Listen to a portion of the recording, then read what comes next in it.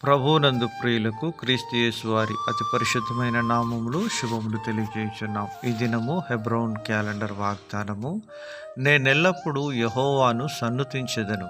కీర్తనల గ్రంథము 34వ అధ్యాయం 1వ వచనంలో దావీదు ద్వారా దేవుడు తెలియజేస్తూ ఉన్నాడు. ప్రియమైనటువంటి దేవుని ప్రజలారా, మరి దైవజనుడు దావీదు తన జీవితంలో ఎల్లప్పుడూ యెహోవాను సన్నతించెదను అంటున్నాడు.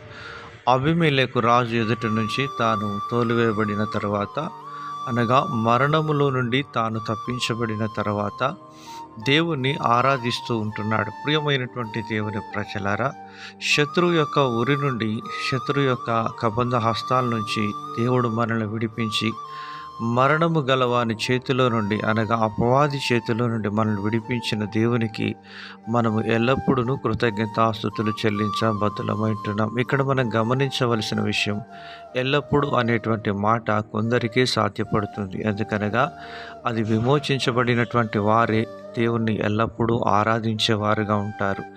నిత్యము ఆయన ముఖదర్శనం చేస్తూ వారు దేవుణ్ణి స్తుతించి ఆరాధించబద్ధులై ఉంటారు. వారి హృదయం కృతజ్ఞతా భావంతో నింపబడి దేవుని ఎడల ఎల్లప్పుడూ వారు ఎంతో అత్యానంద భరితులుగా దేవుణ్ణి ఆరాధన చేసేవారుగా ఉంటున్నారు.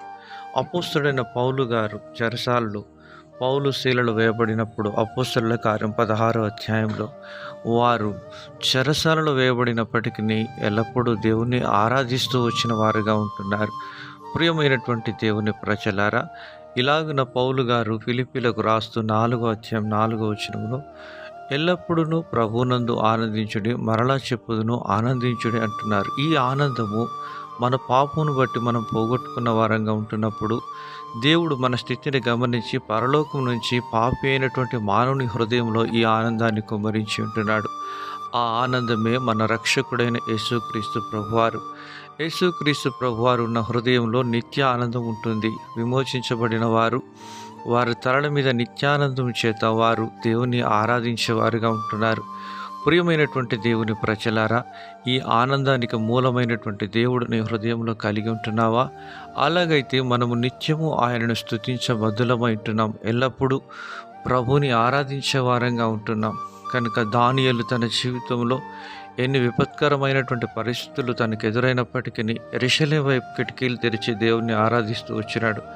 అలాగున ప్రభు మనకు సహాయం చేయునుగాక.